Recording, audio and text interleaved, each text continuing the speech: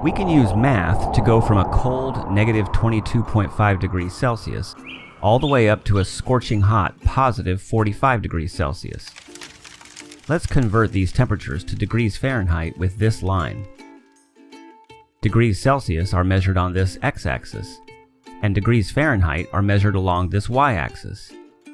And each grid line represents 7.5 degrees. Study the graph of this line. You will see that for every 5 units of increase in x degrees Celsius, there are 9 units of increase in y degrees Fahrenheit.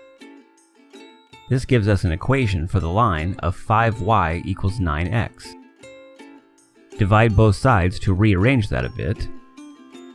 Now we need to add 32 to all the y's, since when x is 0 degrees Celsius, y is 32 degrees Fahrenheit. Our final equation is y equals 9/5 x plus 32. Can you use that equation to convert the least and greatest Celsius temperatures we saw earlier?